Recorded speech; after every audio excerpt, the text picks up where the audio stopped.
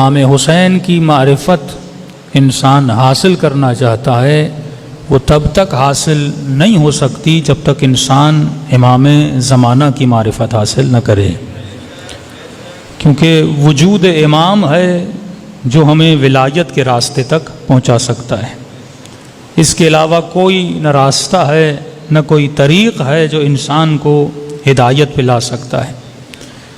اب صرف امام زمانہ کا ذکر کرنا، صرف اپنی مجلسوں کی ابتدا میں اللہم کل ولیک الحجۃ ابن الحسن پڑھنا اور مجلسوں کے اختتام میں امام زمانہ کو سلام کرنا، تو صرف سلام کرنے سے انسان کو معرفت نہیں ملتی، صرف دعا کرنے سے انسان کو ہدایت نہیں ملتی، ورنہ مسلمانوں کی وہ کون سی مسجد ہے جہاں دعائیں نہیں کی جاتی؟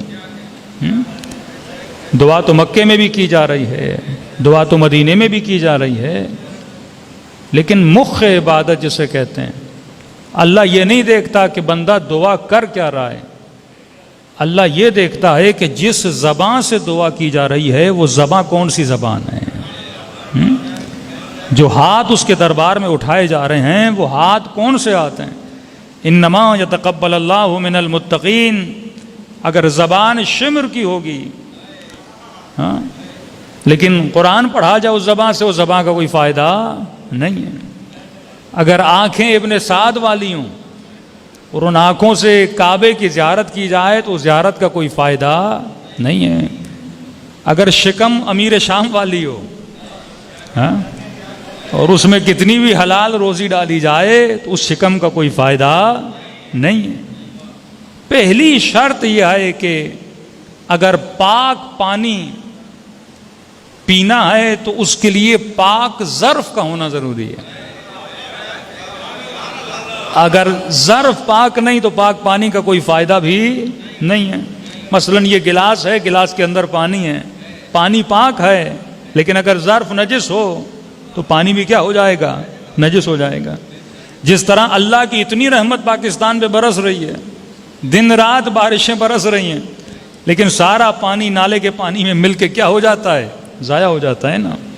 لیکن آپ دوسرے ممالک میں چلے جائیں، انہوں نے بارش کے پانی کا الگ سسٹم بنایا ہوتا ہے، ڈریننگ سسٹم الگ ہوتا ہے، اس سے وہ پانی کو سیو کرتے ہیں، وہ پانی ڈیم میں جاتا ہے، پورا سال اس ملک کے رہنے والے اللہ کی برسی ہوئی رحمت کا پانی پیتے رہتے ہیں۔ اللہم صلی علی محمد۔ تب اللہ کا کام ہے آپ کے شہروں میں، آپ کے ملکوں میں آپ کے اوپر رحمت کا پانی برسائیں، لیکن وہ سسٹم کون بنائے گا؟ وہ انسان کا کام ہے۔ یہ ڈینج سسٹم کون بنائے گا؟ انسان بنائے گا۔ اللہ کی برسے ہوئے رحمت کے پانی کو الگ کون کرے گا؟ یہ انسان کرے گا۔ اللہ کا کام ہے کہ زمین میں تم ایک دانہ ڈالو، تھوڑی سی محنت کرو، اس کو 100 دانوں میں بدل کے نکالتا ہے، لیکن اس دانے کو کاٹنا، اس کو گندم بنانا، اس کو آٹا بنانا، اس کو گھر تک لانا، یہ کس کی ذمہ داری ہے؟ انسان کی ذمہ داری ہے۔ امام حسین کا کام تھا کہ کربلا جائیں اور پوری انسانیت کو پیغام دیں۔ سیدہ زینب کا کمال یہ تھا کہ بی بی کے صدقے میں آج یہ مجلسیں بپا ہو رہی ہیں۔ امام زین العابدین کا کمال یہ تھا کہ آج تمہارے گھروں میں صحیفے سجادیہ ہے، آج تمہارے گھروں میں مفاتیح الجنان ہے۔ تو ان کا کام ہے کہ چیزوں کو پلیٹ میں رکھ کے تمہارے گھروں تک پہنچانا، لیکن اس چیز کو کھانا، اس سے استفادہ کرنا، یہ کس کا کام ہے؟ انسان کا کام ہے۔